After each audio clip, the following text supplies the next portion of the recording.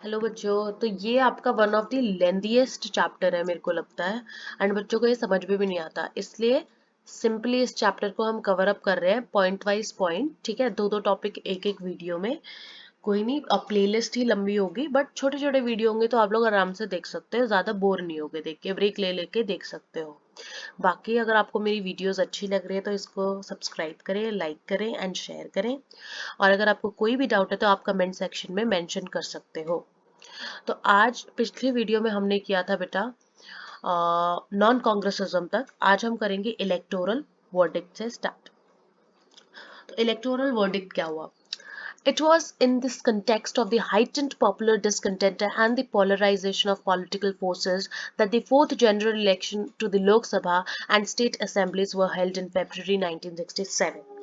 तो ये जो इतना ज्यादा हाइटेंड पॉपुलर डिसकंटेंट हो रहा था, पोलराइजेशन हो रही थी पॉलिटिकल फोर्सेस की, यानी कि देखो अपोजिशन पार्टी सारी एक साथ आ रही थी, कांग्रेस थोड़ी सी डोमिनेंट से थोड़ी सी वीक हो रही थी, ये सब कुछ जो था इसने लीड किया लोकसभा इलेक्शंस और स्टेट असेंबली के इलेक्शंस इन फरवरी 1967। तो कांग्रेस फेस कर रही थी electoral verdict for the first time without Nehru. तो पहली बार वो इलेक्शंस में पार्टिसिपेट कर रही थी बिना नेहरू के। तो the result jolted the Congress at both the national and state level.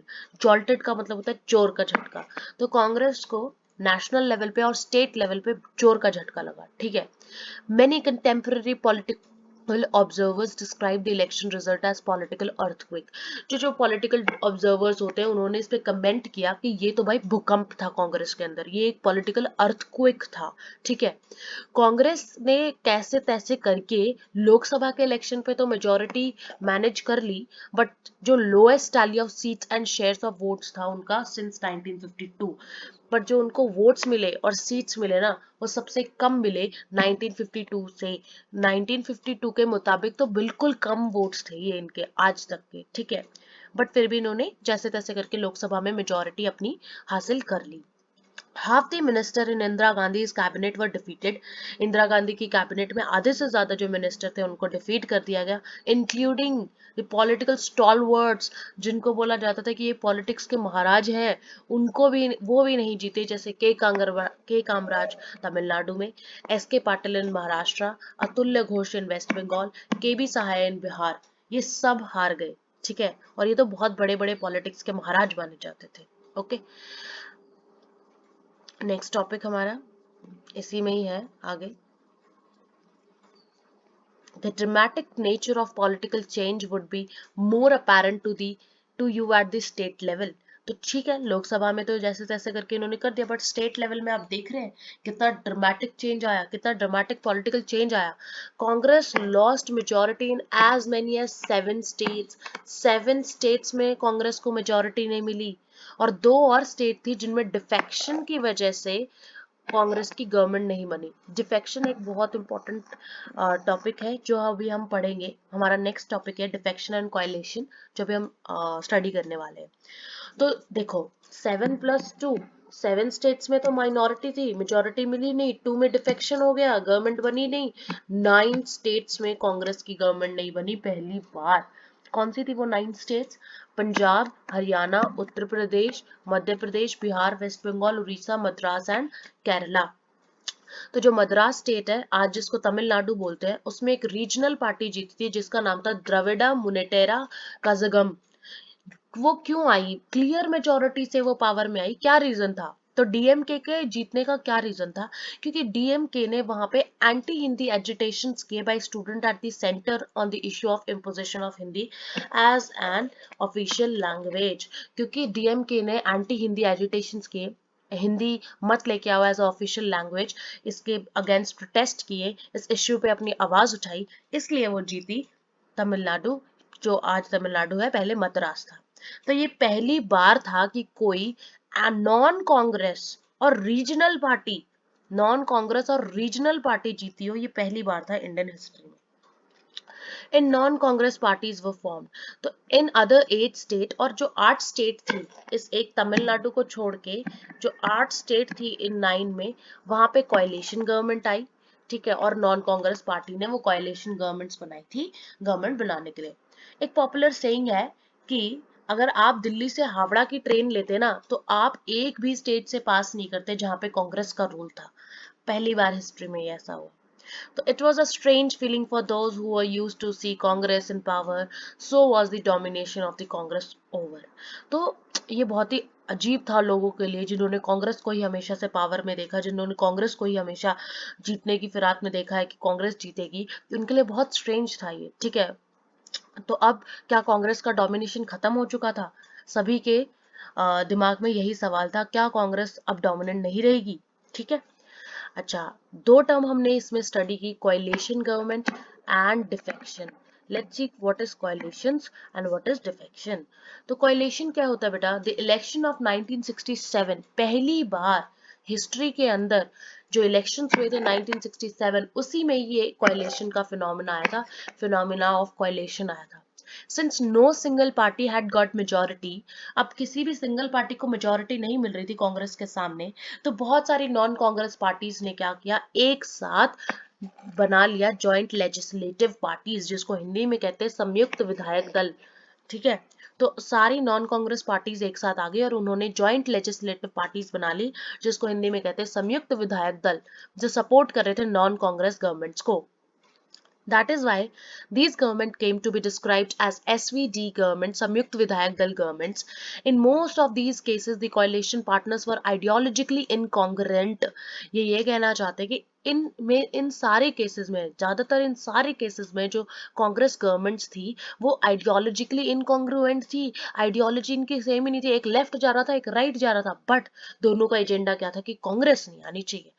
बाकी हम कोalition गवर्नमेंट बना लेते हैं बट कांग्रेस नहीं आनी चाहिए, चाहे हमारी आइडियोलॉजी नहीं मैच करे। दी संयुक्त विधायक दल गवर्नमेंट इन बिहार, अब बिहार में जो संयुक्त विधायक दल गवर्नमेंट बनी थी वो कौन सी थी? दो सोशलिस्टिक पार्टीज इसमें जुड़ी थी, एसएसपी और PSP, along with CPI on the left and जनसंघ ऑन द राइट। तो चार पार्टीज है बिहार में, एसएसपी, पीएसपी, सीपीआई और जनसंघ। ठीक है। पंजाब के अंदर कैसे बनी थी गवर्नमेंट, देखते हैं। उस गवर्नमेंट को पॉपुलर यूनाइटेड फ्रंट कहा गया था और इसके अंदर दो राइवल अकाली पार्टीज थी, यानी कि ऐसी पार्टीज जो एक दूसरे के दुश्मन है, वो दो राइवल अकाली पार्टीज थी इसके अंदर। संत group, master group with CPI, CPIM and the SSP, और रिपब्लिकन पार्टी और भारतीय जनसंघ। इतनी सारी पार्टीज ने एक साथ इकट्ठे होकर पंजाब में गवर्नमेंट बनाई थी। ठीक है। उसके बाद हमने नेक्स्ट पढ़ा था व्हाट इज डिफेक्शन। डिफेक्शन देख लेते हैं क्या है। तो अनदर इंपॉर्टेंट फीचर जो 1967 के इलेक्शंस में आया, that was defection, making and unmaking of governments in the state. So defection means an elected representative leaves the party on whose symbol he or she was elected and joins another party. तो जिस party के अंदर वो elect हुआ था, जो person है, जो रिप्रेजेंटेटिव वो इलेक्ट हुआ था, वो पार्टी छोड़ के दूसरी पार्टी ज्वाइन कर लेता है, इसको कहते हैं defection.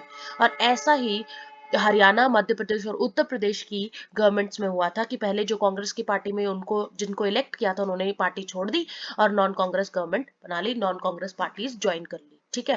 The constant realignments and shifting political loyalties in this period gave rise to Aaya Ram and Gaya Ram. ये आयाराम एंड गयाराम इसी चीज से आया था, डिफेक्शन से ही। जो कांस्टेंट के पॉलिटिकल जो शिफ्टिंग हो रही थी लोगों की, लीडर्स की, तो तब ये वर्ड आया था आयाराम गयाराम। ठीक है। कि आपने एक पार्टी से दूसरी पार्टी चूज कर ली, दूसरी पार्टी से आप फिर से शिफ्टिंग कर रहे हो। Okay, so this was known as Aayaram and Gayaram. अब आता है स्प्लिट इन कांग्रेस। अब कांग्रेस में इतना सब कुछ चल रहा है, ठीक है, तो स्प्लिट तो आना ही है, क्योंकि सीनियर लीडर्स कुछ और चाहते हैं, यंग लीडर्स कुछ और चाहते हैं। तो हमने देखा कि 1967 के इलेक्शन में Congress retained power eight the centre. हमने देखा कि लोकसभा में तो चलो कैसे ना कैसे करके मेजोरिटी रिटेन कर ही ली थी कांग्रेस ने, ठीक है, बट स्टेट्स में नहीं कर पाए थे, स्टेट्स में माइनॉरिटी थी, स्टेट्स में उन्होंने पावर लॉस कर दी। तो more importantly the results prove that the Congress could be defeated at elections but there was no substitute at TS. तो सबसे बड़ा क्वेश्चन यही था कि कांग्रेस को हम हरा तो सकते हैं, बट क्या कोई ऐसी पार्टी है जो कांग्रेस की तरह सत्ता में रह सकती है, अपना सिक्का जमा सकती है? अब ऐसा हुआ था कि जो पार्टीज जीती थी ना, नॉन कांग्रेस पार्टीज, वो भी ज्यादा देर तक टिक ही नहीं पाई थी। तो कोई एक स्ट्रॉन्ग कंपेटिटर नहीं था, स्ट्रॉन्ग सब्स्टिट्यूट नहीं था उस टाइम पे कांग्रेस का। तो most non Congress coalition government in the state did not survive for long. They lost majority and either new combinations were formed. या तो उन्होंने मेजोरिटी लूज कर दी या फिर नए कॉम्बिनेशंस बना लिए, ठीक है। तो यही सब चला। अब आता है Indira versus syndicate. Syndicate is a very important term आपके सिलेबस में, ध्यान से समझना है इसको। तो जो रियल चैलेंज होता है ना, वही कहते हैं ना कि बाहर के लोगों से कोई फर्क नहीं पड़ता, जब घर के लोग ही वो करते हैं ना, उन्हीं से ही फर्क पड़ता है। तो सेम हुआ इंदिरा गांधी के साथ। तो जो चैलेंज था वो उनके within the party challenge था। तो she had to deal with this syndicate. Syndicate कौन होते हैं? सिंडिकेट बेटा पावरफुल और इन्फ्लुएंशियल लीडर्स होते हैं जो कांग्रेस पार्टी के ही है। तो कांग्रेस पार्टी के जो पावरफुल और जो इन्फ्लुएंशियल लीडर्स थे ना, उनको सिंडिकेट कहा गया। तो syndicate had played a role in the installation of Indira Gandhi as the prime minister by ensuring her election as the leader of parliamentary party। तो जैसे हमने अभी आपने पढ़ा भी था, हमने जो प्रीवियस वीडियो में कवर किया था कि इंदिरा गांधी को किसने बनाया था, इंदिरा गांधी को प्राइम मिनिस्टर बनाने में सबसे बड़ा रोल तो सिंडिकेट का ही था जी। पुराने लीडर्स थे, जो एक्सपीरियंस लीडर्स थे, वही चाहते थे कि प्राइम मिनिस्टर इंदिरा गांधी बने। तो इन लीडर्स ने एक्सपेक्ट किया था भाई इंदिरा गांधी इनकी एडवाइस फॉलो करेगी और इनके कहे पे चलेगी, बट ऐसा तो हुआ नहीं। Indira Gandhi attempted to assert her position within the government and the party. She chose her trusted group of advisors from outside the party. Slowly and carefully she sidelined syndicate. तो side line कर दिया उसने syndicate को धीरे धीरे, और जो अपने एडवाइजर्स है और जो अपने ट्रस्टीज है वो उसने आउटसाइड दी पार्टी चूज किए, और ये बात सिंडिकेट को बिल्कुल भी पसंद नहीं आई। तो इंदिरा गांधी के पास दो चैलेंजेस थे, इंदिरा गांधी ने दो चैलेंजेस फेस किए। पहला तो ये कि उसको खुद ही अपना इंडिपेंडेंस बिल्ड करना था फ्रॉम सिंडिकेट, अपना एक इंडिपेंडेंट सिक्का जमाना था सिंडिकेट से अलग। ऑल्सो क्या था कि उसको रीगेन करनी थी कांग्रेस की जो डोमिनेंस थी, दोबारा उसको रीगेन करनी थी, काम करना था। तो Indira Gandhi adopted a very bold strategy. अब इस चीज के लिए इंदिरा गांधी ने एक बहुत ही ज्यादा बोल्ड स्ट्रैटेजी अडॉप्ट की। उसने कन्वर्ट किया ये जो सिंपल ये जो पावर सत्ता का जो स्ट्रगल था, उसको उसने आइडियोलॉजी के स्ट्रगल में कन्वर्ट कर दिया। इस पावर स्ट्रगल को उसने आइडियोलॉजी के स्ट्रगल में कन्वर्ट कर दिया। She launched a series of initiatives to give the government policy a left orientation. एक दूसरा ओरिएंटेशन देने के लिए उसने बहुत सारी सीरीज और इनिशिएटिव स्टार्ट किए। कांग्रेस वर्किंग कमेटी बनाई और उसमें उसने 10 पॉइंट्स ऐड किए मई 1967 में। तो कांग्रेस वर्किंग कमेटी में कितने पॉइंट्स थे? 10 पॉइंट्स थे। This programme included social control of banks, nationalisation of general insurance. अब इस प्रोग्राम में क्या क्या था देखते हैं। इसमें सोशल कंट्रोल ऑफ बैंक्स था, नेशनलाइजेशन ऑफ ग्लोबल इंश्योरेंस था, ceiling on urban property and income. बच्चे पूछते हैं सीलिंग क्या है? सीलिंग का मतलब होता है बेटा कैप लगा देना, बार लगा देना किसी चीज पे, that is known as ceiling. Public distribution of food grains, land reforms, provision of house sites to rural poor. While syndicate leaders formally approved this left-wing program, they had serious reservations about the same. और while जो syndicate leaders थे उन्होंने formally approved तो कर दिया था इस programme को, बट उनके मन में कुछ और भी चल रहा था इस टाइम पे, ठीक है। तो ये थे आपके सिंडिकेट के बारे में। हमने इस वीडियो में डिफेक्शन, सिंडिकेट और कोalition गवर्नमेंट के बारे में देखा है। अगला जो हमारा वीडियो होगा वो होगा प्रेसिडेंशियल इलेक्शन के बारे में। अगर ये आपको वीडियो पसंद आए तो इसका सब्सक्राइब करें, लाइक करें। और भी मैं पॉलिटिकल साइंस, बिजनेस स्टडीज और भी मैं बहुत सारे सब्जेक्ट्स पे वीडियोस बनाऊंगी। आप लाइक करते रहें एंड सब्सक्राइब करते रहें। कोई भी अगर डाउट है बच्चों तो कमेंट सेक्शन में आप मुझसे पूछ सकते हैं।